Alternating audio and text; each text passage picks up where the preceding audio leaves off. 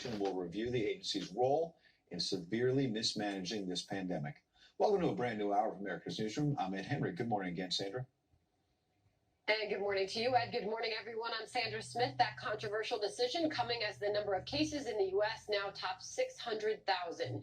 The president's focusing on reopening the U.S. economy. He will be holding a series of calls today with various business leaders and industry groups and appointing a council now tasked with strategizing ways to spark economic growth.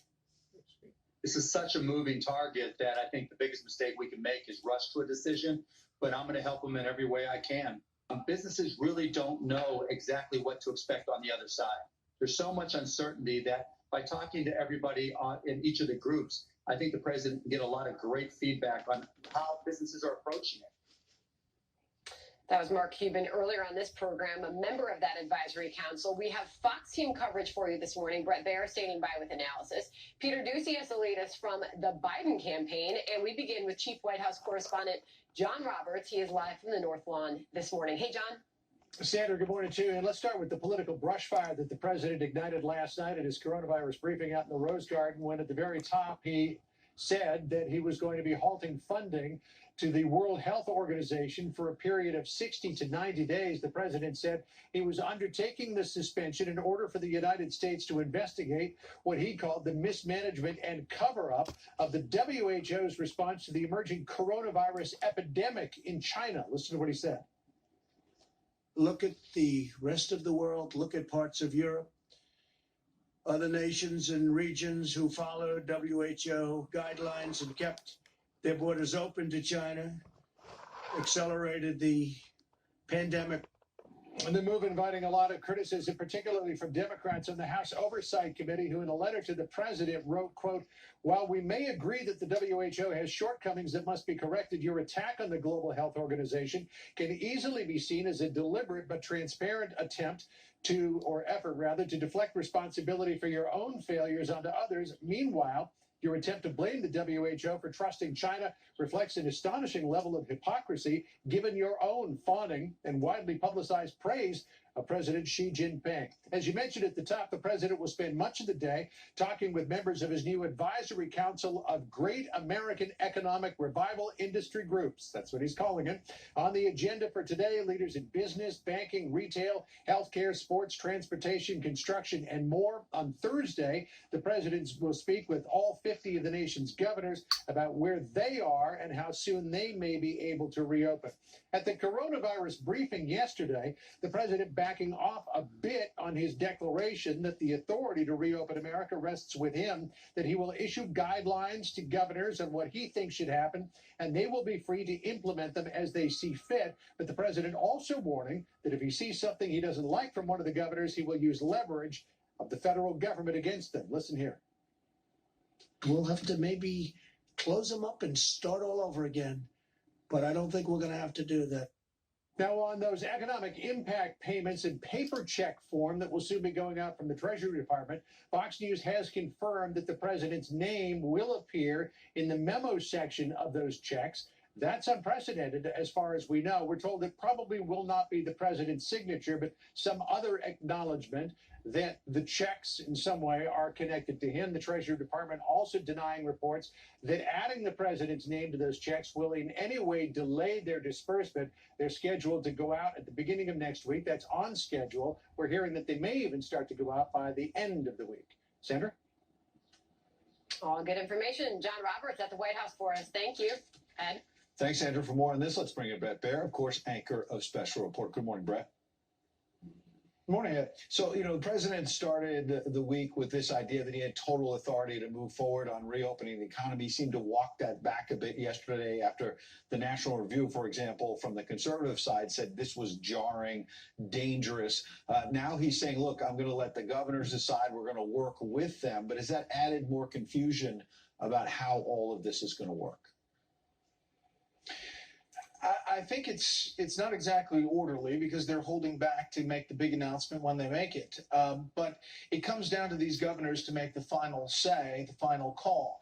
It sounds like there will be a very interactive process, not only with all the governors, but this huge list of companies, business people, experts that he is going to be consulting before making this final decision.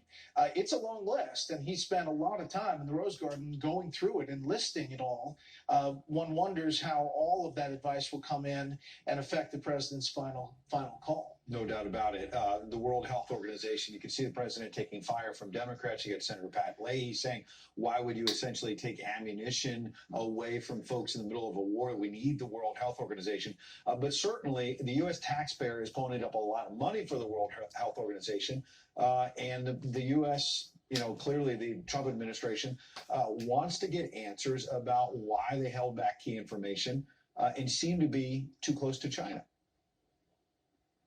Yeah, and I think that this has been the MO for this president to use that leverage to make change. There are arguments of whether this is the time to do that in the middle of the crisis, but this is the choice he's made. He is getting support of criticism of the WHO from Democrats, from people like Madeleine Albright on Dana Perino's show, from allies in the Republican Party like Nikki Haley.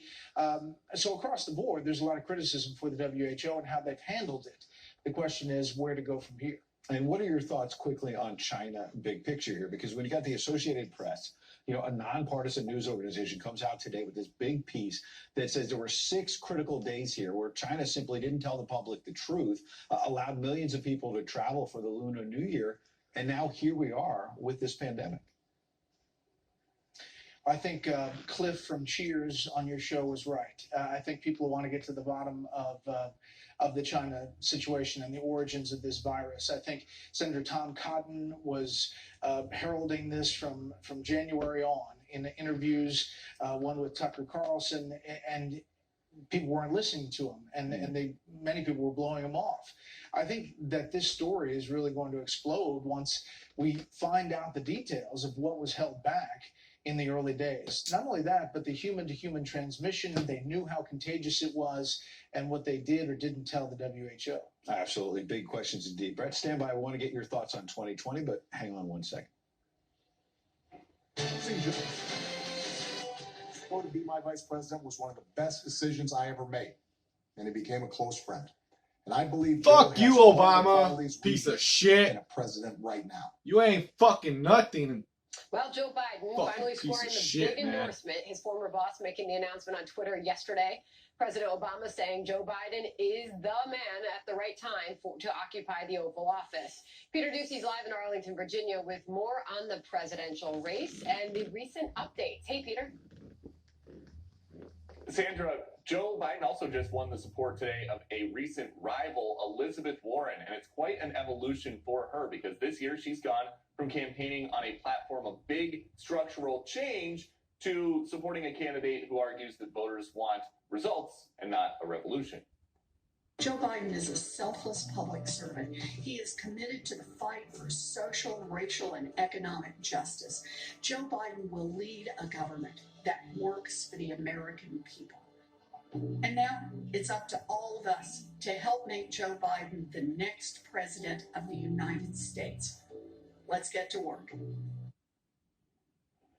Warren never wound up endorsing her longtime friend Bernie Sanders and has been quiet ever since dropping out, despite her campaign's pledge towards the end that she would stay in the race and tell the convention to fight for the most progressive platform possible. And now that she's on board, Biden isn't just getting endorsements, he's getting commitments from people who are not being subtle about wanting to be his running mate. The former Georgia House leader Stacey Abrams now says, "I would be an excellent running mate. I have the capacity to attract voters by motivating typically ignored communities. I have a strong history of executive and management experience in the private, public, and nonprofit sectors." And the top surrogate this cycle for Bernie Sanders all year, Alexandria Ocasio-Cortez, said a few minutes ago on a Politico live stream that after not talking to the Biden campaign, her team and his team are Now, speaking about a possible endorsement, but no matter what happens with her, the biggest surrogate for Biden this cycle will be Barack Obama. He said in that endorsement video he wants to get out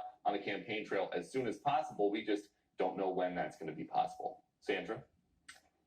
All right, Peter Ducey, thank you.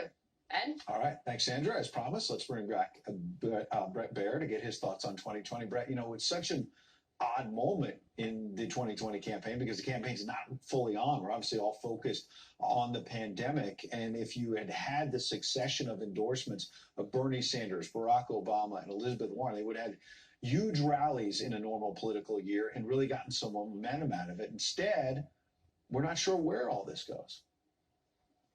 Yeah, I mean, it's really not a big splash for President Obama to endorse his vice president. It took a long time, but he said he was going to stay out of the mix during the primary process. I think more important were the phone calls that he had behind the scenes with Bernie Sanders. By all reports, 4 long phone calls to kind of facilitate accelerating the end game, as they said, and how to do this. So that endorsement of Bernie Sanders, and then him saying that anybody opposing Biden within the Democratic primary is dangerous, that is more important for Joe Biden, who's trying to rally the troops and get the progressives on his side. Yeah, to your point, a New York Times story about that. Mr. Obama had at least 4 long conversations, as you noted, with his former vice president's remaining rival, Senator Bernie Sanders. Mr. Obama's efforts to ease the senator out of the race played a significant role in Mr. Sanders' decision to end his bid and endorse Mr. Biden, according to people close to the Vermont Independent. The question being, why now? Was it just let's get this out of the way and try to get everybody on the same page? Or is there maybe perhaps some nervousness among Democrats that there have been a lot of reports about Joe Biden being kind of a shaky frontrunner during this crisis? Well, listen, he's going to need help. He's going to need help financially, a significant amount of help financially up against the Trump machine, which is really bringing in the bucks. $212 million in the first quarter, and some of that obviously during COVID-19.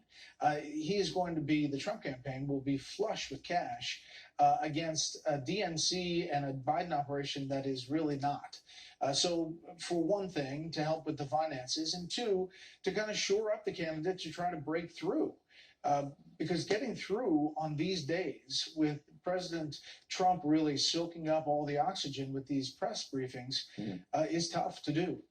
Yeah, and nobody really knows where it goes from here in terms of whether rallies are going to start at any point in the summer or that's going to wait till the fall. A whole new 2020 campaign. Brett Baer will be with you for every step of the way. Thanks. We appreciate you coming in today. Thanks, Ed. Sandra? We'll see Brett tonight. Meanwhile, a U.S. military investigation does suggest COVID-19 probably did not come from a lab in China. Speculation swirls over the country's early attempts to cover up the spread of the virus. We will be speaking to Defense Secretary Mark Esper. He'll join us live coming up. Plus, a nurse contracts the coronavirus, then goes back to the front lines after recovering. We will hear from him about his experience. And critics saying Michigan's governor went too far in issuing strict stay-at-home orders to battle the virus. The big protest that is planned for today. MAGA supporters. So I want to acknowledge it's okay to be frustrated. It's okay to be angry. And it's okay to, you know, if it makes you better to direct it at me, that's okay too. And the power of working together.